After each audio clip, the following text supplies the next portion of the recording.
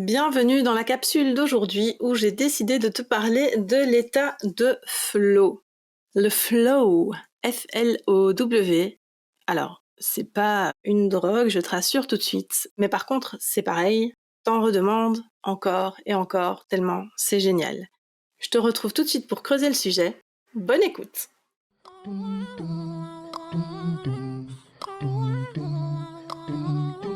Ça fait quelque temps que je me considère de plus en plus comme une créatrice de contenu. Je me suis rendu compte en fait avec le temps que je publiais énormément. Vraiment, je m'étais pas rendu compte que je publiais à ce point de choses et que je produisais autant de contenu finalement. Parce que pendant tout un temps, simultanément, j'ai publié, et donc il a fallu que je produise pour toutes ces publications, j'ai publié 1 jour sur 2 sur mon compte Instagram Debinski. J'ai publié 3 fois par semaine sur mon compte Instagram pour la Social Media School. J'ai publié 1 fois par semaine sur mon podcast, 1 fois par semaine sur ma chaîne YouTube, 3 fois par semaine dans ma newsletter, 4 fois par semaine sur LinkedIn et 2 fois par semaine sur Pinterest. Donc dressé comme ça, dans une liste, je me rends compte que ça fait quand même vachement beaucoup. Avant, en plus, je voyais vraiment ça comme une montagne. Je me disais, mais publier autant de contenu, c'est vraiment trop. C'était hyper impressionnant pour moi et j'étais tétanisée quand je voyais qu'il fallait publier sur tel réseau, sur tel réseau, sur tel réseau, sur tel réseau. Finalement, je restais figée, je faisais rien du tout et en fait, c'était clairement de la procrastination liée au sentiment de non-légitimité que je pouvais développer.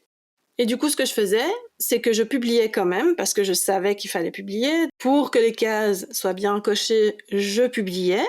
Mais l'effet qui se coule qui était caché derrière ça, c'est que personne n'en avait rien à cirer de ce que je publiais. Clairement. Et ça, je peux vraiment comprendre parce qu'il manquait de valeur et il n'y avait pas d'engagement dans tout ça. Comme je te le dis, je publiais pour publier. Aujourd'hui, ça s'est terminé. Je publie toujours avec intention. Mettre une intention derrière, pourquoi est-ce que je publie, qu'est-ce que je veux qu'on ressente, qu'est-ce que j'aimerais que mon audience fasse à la suite de cette publication, etc. Ça, c'est constamment dans ma tête quand je suis en production de contenu. Ce qu'il y a aussi, c'est que je me fixe des temps d'écriture et le plus souvent, je travaille le matin quand je dois écrire. Parce que mon cerveau est un peu plus au taquet quand même. Je me coupe de toutes les distractions possibles et j'y vais, je commence. Et dernièrement, j'ai réalisé toute la création de contenu, mais absolument tout. Donc rédaction visuelle, programmation, tout ce qui va avec. J'avais fait une session pour le mois de juin, donc j'avais programmé tout mon mois de juin. Et puis j'ai refait une session pour juillet et août. Donc là, j'ai mis les 2 dedans. Alors c'est vrai que je publie un peu moins pendant ces 2 mois-là, mais je produis quand même du contenu partout. Je me suis pas arrêtée. Donc j'ai fait cet exercice aussi pour juillet et août. Pour juillet et août, ça m'a pris à peu près 1 semaine pour tout faire. 1 semaine et demie, je dirais. Mais au mois de mai, quand je me suis mise à faire tout ça pour mon mois de juin, pour programmer mon mois de juin, j'ai fait tout en 2 jours. J'ai halluciné. Moi-même, je me suis demandé comment j'avais fait. Et c'est là que j'ai analysé un peu ce qui s'était passé. En fait, j'ai pu y arriver parce que j'avais fixé un objectif précis pour cette tâche. Donc ça, toi aussi, tu vas pouvoir le faire. Si tu vois l'objectif, tu vas beaucoup plus facilement réussir à avancer vers cet objectif que si tu le fais juste parce qu'il faut le faire. Moi, mon objectif, c'était d'être libérée de cette tâche pour 1 mois. Parce qu'au mois de juin, j'avais vraiment besoin de temps pour avancer. J'avais des choses à préparer pour le mois de juillet, notamment plusieurs refontes à mettre en place. J'étais invitée à des masterclass qu'il a fallu que je prépare. J'ai dû préparer aussi des lancements avant de clôturer les formations pour lesquelles j'allais faire des refontes. Enfin, j'avais beaucoup de choses à faire, sur le plan personnel aussi. Et du coup, il fallait vraiment que j'ai les mains libres au mois de juin au niveau de la production de contenu. Donc ça, c'était mon objectif.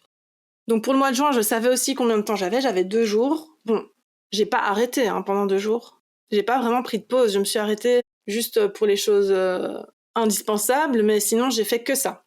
Et c'était que pour mon contenu Instagram. Au mois de juin, c'était que pour mon contenu Instagram. Par contre, pour ce que je te relate au niveau du mois de juillet et du mois d'août, là c'est pour tout. Instagram, mes 2 comptes, LinkedIn, YouTube, le podcast, tout. Mais concernant les 2 jours que j'ai pris au mois de juin, enfin au mois de mai pour mon mois de juin, c'était vraiment concernant Instagram et la newsletter aussi. Donc comment j'ai fait ça en 2 jours? Comme je te le dis moi-même, je n'en reviens toujours pas.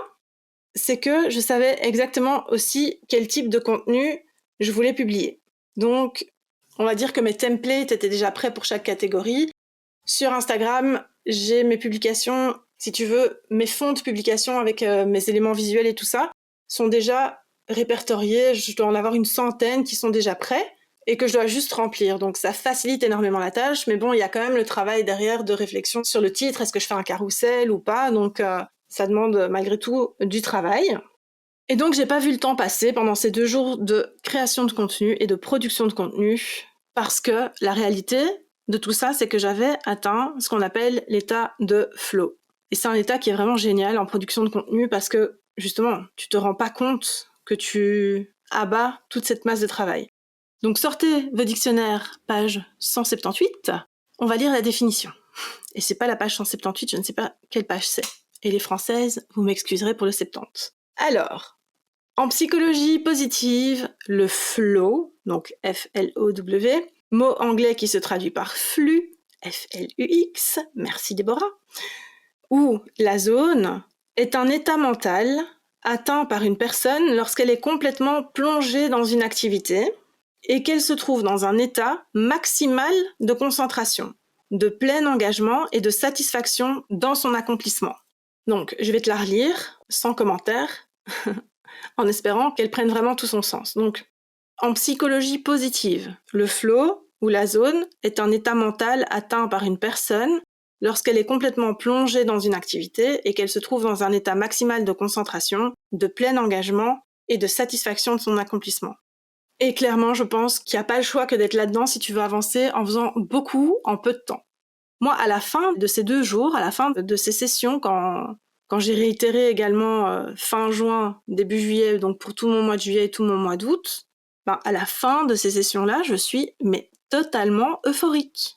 Parce que je suis hyper satisfaite. Je me dis, mais purée, j'ai réussi à faire tout ça, alors que des fois je galère pendant des semaines et des semaines, je me dis, il faut que je fasse une bête tâche et je la fais pas, alors que là, j'ai réussi à faire vraiment une quantité considérable de travail en très peu de temps. Moi, je te dis, tout ça, c'est loin de là pour me jeter des fleurs, mais pour t'encourager parce que, justement, en mettant en place ce style de session, tu peux vraiment réussir à faire beaucoup de choses. Et c'est une grande procrastinatrice qui te parle, donc tu peux vraiment me croire. Donc, en fait, pour bien réussir ta production de contenu, il s'agit pas tant de faire beaucoup, mais de faire efficacement. Il faut pas consacrer énormément de temps, il faut consacrer du temps de façon hyper efficace, et ça, tu peux y arriver vraiment. Il faut que tu te coupes de tout quand on dit coupez-vous des notifications, des réseaux sociaux, etc. Il faut vraiment le faire, mais même ton téléphone dans une autre pièce. Parce que c'est pas possible, tu peux pas être dérangé du tout à ce moment-là. Tu peux pas faire ça quand t'as les enfants qui tournicotent autour de toi. Tu peux pas faire ça quand t'as le mari qui vient te demander quelque chose, ou que t'as ta maman qui va te téléphoner, ou que tu veux écouter tous les audios WhatsApp des copines. Ça va pas être possible. Il faut vraiment que tu te coupes de tout, ou que tu sélectionnes un moment où il y a personne dans les parages pour le faire. Ou que tu peux t'isoler, quoi. Depuis que j'ai découvert ça, moi je suis trop contente et ça rentre parfaitement dans le type d'organisation business minimaliste que je prône et que je propose d'ailleurs dans mon business en général, un peu façon Marie Kondo version entrepreneuriat. D'ailleurs, si tu veux rejoindre la newsletter dans laquelle je prodigue plein de conseils en ce sens où je te donne de la motivation et des astuces pour faire le tri façon Marie Kondo dans ton business, n'hésite pas à rejoindre la newsletter, je te mettrai le lien dans la description. Voilà donc pour l'état de flow, j'espère que tu as appris quelque chose et que ça te sera bien utile. Si tu tentes l'expérience, j'aimerais vraiment que tu me tiennes informé, que ce soit par mail ou en DM sur les réseaux, mais voilà, j'aimerais savoir si tu as déjà tenté ça et si toi aussi ça te procure autant de satisfaction et si c'est aussi efficace pour toi que ça ne l'est pour moi. Je te remercie vivement de m'avoir écouté, prends bien soin de toi et je te dis à tout vite.